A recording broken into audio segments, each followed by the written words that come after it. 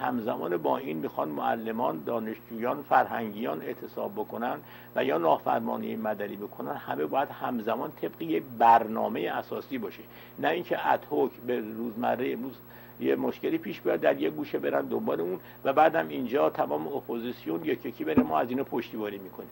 خیر، بلکه بایستی یه سلسله عملیات با برنامه انجام بگیره و در واقع بیشتر به صورت تعرضی باشه تا اینکه ما دنبال این باشیم در داخل ایران یه کاری شروع بشه ما از اون فقط پشتیبانی کنیم. چون وقت تمامه، بنده بدرود عرض میکنم با عرض تشکر بسیار از همه بینندگان که به این عرایض بنده که قسمتش هم تکراری بود توجه فرمودند. بدرود.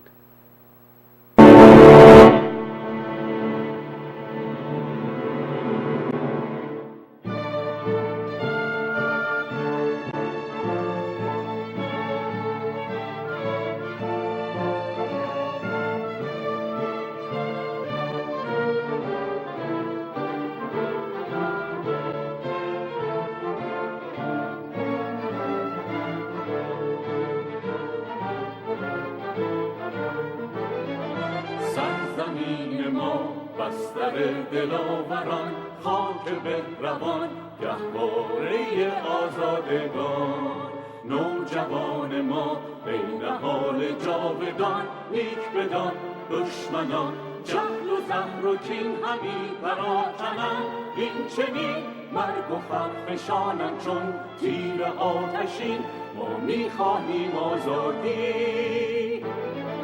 جهد ما بسا میدهد به ما ندید، شعله های خشم از ما ساخته از یک شاهی.